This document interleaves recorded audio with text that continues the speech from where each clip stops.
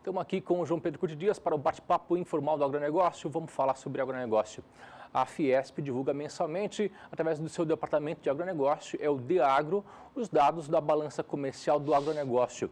E eles divulgaram recentemente os dados com relação ao mês de fevereiro, que apresentou um recuo nas exportações. Já as importações apresentaram alta.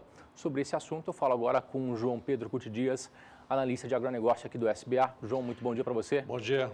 Ô, João, vamos ver os números primeiramente? Depois você comenta? Vamos lá, ver aqui os números que foram divulgados pelo DEAGRO, Departamento de Agronegócio da Fiesp. Primeiramente, nós temos aqui a soja, a carne de frango e a carne bovina. Vamos lá. Soja, você teve um aumento em quantidade e também em faturamento. Nós estamos falando, passamos de 13 milhões e 500 mil agora em 2017 contra 2 milhões e 37 o ano passado. Aí a grande função é o seguinte, o ano passado atrasaram as exportações em função de que você teve um atraso no plantio e, consequentemente, a colheita demorou um pouco mais. Esse ano não, esse ano correu tudo normal. Esse número poderia ser até maior em fevereiro se não tivesse dado alguns gargalos, como o caso da 163 no Mato Grosso, que atrapalhou muito o processo. Mas, quando você fala em soja, isso aqui representou 1 bilhão 404 milhões de dólares, muita grana. Ou seja, quando você fala em soja, não é só a questão meramente números, mas você vê o impacto que tem na economia brasileira. Quando você olha as principais cidades do interior do Brasil, Passo Fundo, Rio Grande do Sul, Cascavel, no Paraná, Maracaju, aqui no Mato Grosso do Sul, Lucas do Rio Verde, em Mato Grosso, Luiz Eduardo, na Bahia. Ou seja, essas cidades, onde que se concentram os 226 mil produtores de soja do Brasil, quando a soja começa o processo de comercialização, começa a venda dessa soja, ativa toda a economia regional. Ou seja, quando se pensa em soja, não é só a questão de exportação, é a questão do mercado interno brasileiro, é a questão da ativação da economia regional, é a questão de termos comida barata, frango, suíno barato. Por quê? Porque o farelo de soja é a principal fonte proteica. À medida que cai o preço da soja no mercado interno, favorece a produção de carnes brancas, etc. Então, soja é importante. O frango, já houve uma pequena reação em quantidade e uma reação maior em faturamento. Em função de quê? O Brasil ocupa a primeira posição, pole position no mercado internacional de frango, superou os Estados Unidos. Nesse momento, nós estamos tendo uma vantagem sanitária. O americano está com um problema de gripe aviária, nós, graças a Deus, não temos o problema de gripe aviária no Brasil. Consequentemente, nós estamos ocupando espaço. O frango, esse ano, nós podemos chegar a mais de 4 milhões e 200, 4 milhões e 300 mil toneladas.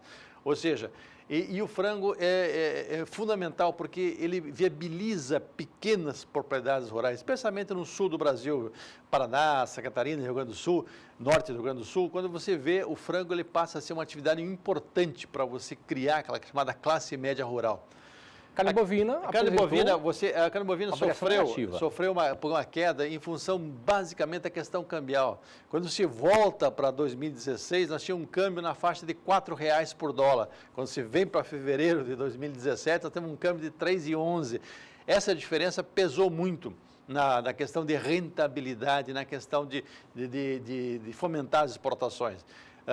Esse mês, aparentemente, em março, a situação está normalizando. Você tem o último número do MD que fala em 4.900 toneladas média diária. Pode ser que esse mês a gente haja uma recuperação da carne bovina. Nós temos mais números aqui do volume exportado em fevereiro. Nós temos aqui a soja, farelo, carne suína e milho.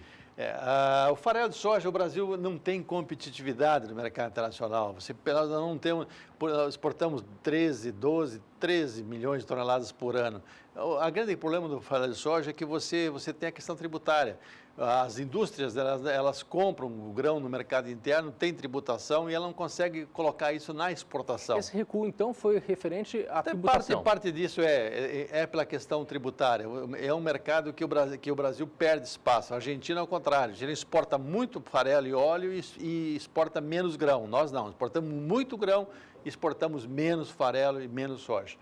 Carne suína é uma grata surpresa, ou seja, a carne suína vem aumentando a participação mês a mês. O Brasil está ocupando espaços que não ocupava no passado, entrando no mercado chinês, começando a beliscar o mercado japonês, brigando para entrar no Coreia do Sul e consolidando alguns mercados, como Hong Kong, como Rússia, etc. A nossa carne é competitiva, nós tínhamos barreira em função da questão da aftosa. Nesse momento, o Brasil vai ser reconhecido nos próximos meses como país que não tem aftosa, apesar de ainda ter que vacinar. Porém, a carne suína ela vai crescer. O Brasil tem uma posição modesta no mercado internacional, nós estamos muito abaixo dos Estados Unidos, muito abaixo da União Europeia, mas tende a crescer. É uma carne que tem um espaço muito grande. E o milho, hein? O milho, nós tivemos de 5 milhões no ano passado, em toneladas, viemos para 487. Isso é a situação presente, ou seja, o ano passado você tinha um câmbio favorável, você tinha um preço melhor no mercado internacional, o Brasil exportou muito em fevereiro e esse ano é o contrário, nós temos um câmbio com o real se apreciando em relação ao dólar, como você tem um preço no mercado mundial não superior a 10 e 20 dólares, 10 dólares e 20 centavos no porto, e com uma logística que nós temos cara, em cima de caminhões, com os custos portuários, nós estamos ficando fora do processo. Esse vai ser o grande desafio esse ano do milho no Brasil. Você tem uma expectativa de uma colheita grande, uma colheita farta, acima de próximo a 90 milhões de toneladas, entre primeira safra e segunda safra, e você tem um mercado complicado no mercado internacional. O milho, nós precisamos de ter essa válvula de escape da exportação. Caso contrário, o milho vem no interior do Brasil a preços, algumas regiões próximas ao preço mínimo, e isso não remunera o produtor. Por mais que tenha uma excelente produção, que ele colha mais de 100, 120 sacos por hectare, o custo dele se aproxima do que vai ser faturado. Então, esse número aqui é um número que deve deixar o senhor e a senhora que tem milho segunda safra olhando o mercado. Nós temos pouco milho segunda safra já comercializado. Você tem segunda-feira, o IMEA do Mato Grosso falou uma nova estimativa de colheita no Mato Grosso de 26 milhões de toneladas. Ou seja, só no Mato Grosso seria praticamente quase igual a toda a primeira safra no Brasil. Ou seja, o Mato Grosso aumentou em 350 mil hectares a área plantada, e o Mato Grosso é incrível o poder que o pessoal tem de aumentar, de ampliar a produção, e lá a logística vai ser o grande desafio deles. Nós temos os números em faturamento. Vamos ver o faturamento das exportações brasileiras em fevereiro. Você olha a soja, 1 bilhão 404, praticamente dobrou em relação ao ano passado. Você vê carne de frango em mais de $500 bilhão, e a carne bovina associada a menor exportação, consequentemente um menor faturamento. Nós temos a continuação desse gráfico, nós temos o farelo de soja também. Vamos ver aqui, o farelo de soja apresentou um recuo. Caiu um pouco, a carne suína aumentou em função do preço do mercado mundial melhorou. Então, a carne suína está, na exportação... A carne suína em volume igual, mas o preço por tonelada aumentou. Isso ajudou a acabar melhorar o faturamento. Agora, você olha o preço bom, aí é a questão total, né? Foi o volume muito grande que caiu. Nós exportamos, caiu em 90% em dólar a faturamento com milho. Milho, então, esse é um ano de ter muito cuidado, prudência e procurar ver alguns momentos que o mercado paga um preço melhor. E também é um bom exemplo, esse é um alerta também para os grandes consumidores de milho no Brasil. O preço está baixo, façam estoque, comprem, ativem a economia, não fiquem esperando da mão para a boca. Ano passado eles fizeram isso, ver os balanços das empresas, das grandes integradoras, ver o resultado desse erro que eles fizeram no passado. E esperamos que daqui para frente haja uma maior integração entre o consumidor e o produtor. Ou seja, ele tem que estar comprando, fazer um estoque estratégico.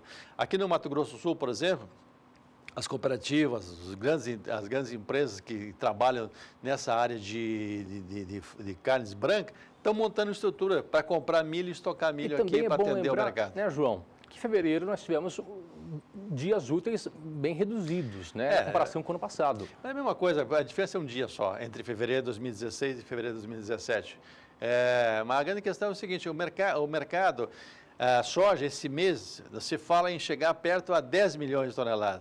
Só que, com o preço do mercado internacional, como está, e com o dólar, o real apreciado em relação ao dólar, a partir de abril, essa soja, ela foi soja contratada antecipadamente. Daqui para frente, o mercado ele vai fluir um pouco mais devagar e o produtor vai segurar um pouco essa soja em função do preço que ele vai realizar no interior do Brasil. Perfeito. Nós vamos acompanhar de perto, nós vamos acompanhar os números. No mês que vem também nós voltaremos com esse gráfico aqui e vamos estar acompanhando. É importante para o senhor e para a senhora que trabalham com o setor acompanhar esses números aí.